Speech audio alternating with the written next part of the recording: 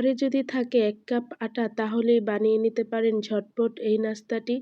এই নাস্তাটি দেখতে যেমন সুন্দর, খেতেও ভীষণ মজা আর খুব সহজেই যে কেউই বানিয়ে নিতে পারেন এই টিফিন নাস্তাটি।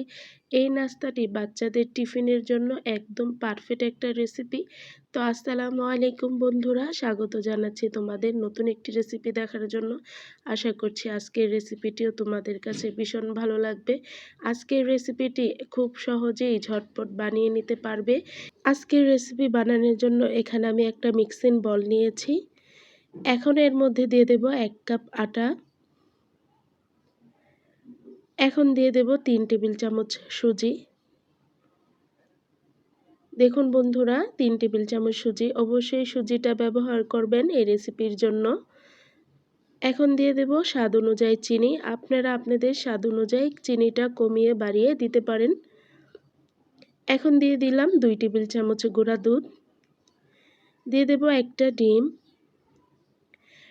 অল্প লবণ দিয়ে আমি এখন চামচের সাহায্যে সবগুলো মিক্স করে নেব। এখন আমি এখানে নিয়েছি ১ কাপ গরম কুসুম পানি নিয়েছি। হালকা কুসুম গরম পানি দিয়ে এই ডোটা করে নিতে হবে, তাহলে সাথে সাথেই বানিয়ে নিতে পারবেন। তো আমি অর্ধেকটা পানি দিয়ে এখন মিক্স করে নেব। কিছুটা মিক্স করা হয়ে গেলে আমি বাকি অর্ধেকটা পানিও দিয়ে দিলাম। দিয়ে একদম ভালো করে মিক্স করে নেব যেন কোনো লাম্পস না থাকে। দেখুন বন্ধুরা, আমি একদম ভালো করে মিক্স করে নিয়েছি। কোনো লাম্পস নেই, দেখুন কত সুন্দরভাবে আমি মিক্স করা হয়ে গিয়েছে। তো এটার ঘনত্বটা দেখানোর জন্য দেখুন বন্ধুরা, চামচটা এভাবে উলট করলে দেখুন এর পাশে কত সুন্দরভাবে লেগে আছে। তো ঘনত্বটা এভাবে দেখে আপনারা বুঝে নেবেন। দেখুন বন্ধুরা, এটার ঘনত্বটা কীরকম হয়েছে। যেহেতু আমি ১ কাপ আটা নিয়েছি, তাই আমি ১ কাপের সাথে ১ কাপ পানি আমার পারফেক্ট মাপ হয়ে গিয়েছে। তো আপনারা যদি কম বেশি করে নেন তাহলে এভাবে ঘনত্বটা দেখে বুঝে নেবেন। তো এখন আমি রেখে দেব ১০ মিনিটের জন্য রেস্টে। আপনারা চাইলে সাথে সাথে বানিয়ে নিতে পারেন যদি হাতে কম সময় থাকে। তো ১০ মিনিট পরে ফিরে আসলাম। চুলায় একটা প্যান বসিয়ে দিয়েছি। এখন একটা ব্রাশের সাহায্যে আমি অল্প কিছু তেল ব্রাশ দিয়ে লাগিয়ে নিচ্ছি। দেখুন বন্ধুরা, লাগানো হয়ে গিয়েছে। এখন ১ চামচ ব্যাটার নিয়ে এভাবে করে মাঝখানে দিয়ে একটা ঢাকনা দিয়ে ঢেকে ২০ থেকে ২৫ সেকেন্ডের মতো অপেক্ষা করলেই পিঠাগুলো তৈরি হয়ে যায়।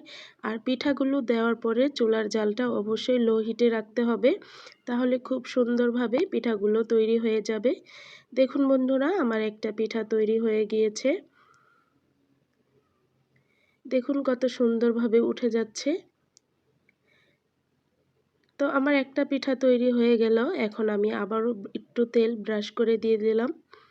দিয়ে আবার সেম প্রসেসে আমি আরেকটা পিঠা দিয়ে দিচ্ছি। দিয়ে আবারও ঢাকনা দিয়ে ঢেকে রেখে দেব ২০ থেকে ২৫ সেকেন্ডের মতো। ভিডিওর এই পর্যায়ে আমার সকল বন্ধুদের কাছে আমার একটাই রিকোয়েস্ট, প্লিজ একটি লাইক দিয়ে আমার ভিডিওটি দেখে নেবেন, আমার চ্যানেলটি সাবস্ক্রাইব করে আমার পাশে থেকে যাবেন বন্ধুরা। দেখুন আমার আরেকটি নাস্তাও তৈরি হয়ে গিয়েছে। দেখুন বন্ধুরা, কত সুন্দর হয়ে গেছে একটা পিঠা। তো সেম প্রসেসে আমি আরেকটা দিয়ে নিচ্ছি। এই পিঠাগুলো দেখতে যেমন সুন্দর আর খুব সহজেই তৈরি করা যায়। হাতে যদি শুধু মাত্র ১০ মিনিট থাকে তাহলে বাচ্চাদের টিফিনে এই নাস্তাটি বানিয়ে দিতে পারেন। এই নাস্তাটি সকালের টিফিন বা বিকেলের নাস্তায় চায়ের সাথে দারুণ ভীষণ ভালো লাগবে। আর খুব সহজে তেল ছাড়া, ঝাল ছাড়া, মশলা ছাড়া এই নাস্তাগুলো বাচ্চাদের জন্য অনেক উপকারী আর স্বাস্থ্যকর একটা নাস্তা। সবগুলো নাস্তা আমার বানানো হয়ে গিয়েছে। দেখুন কত সুন্দর লাগছে। নাস্তাগুলো খুব সফট আর নরম। দেখুন বন্ধুরা, কত ছিদ্রযুক্ত হয়েছে। দেখুন তেল ছাড়াও যে এত সুন্দর এত মজার একটা নাস্তা বানানো যায়, না বানালে কখনোই জানবেন না। এভাবে একবার হলেও বাচ্চাদের টিফিন বা বিকেলের নাস্তায় তৈরি করে দিতে পারেন বন্ধুরা। আমার মেয়ে তো অনেক বেশি পছন্দ করেছে, তাই বানানোর সাথে সাথেই কিছু পিঠা খেয়ে নিয়েছে। এত বেশি মজা হয়েছে। আপনারা চাইলেও বাচ্চাদের টিফিন বা বিকেলের নাস্তা এটা দিতে পারেন, ছোট বড় সবাই অনেক বেশি পছন্দ করবে। আজকের রেসিপিটি কেমন লাগলো অবশ্যই কমেন্টে জানাবেন। সবাই ভালো থাকবেন। আসসালামু আলাইকুম।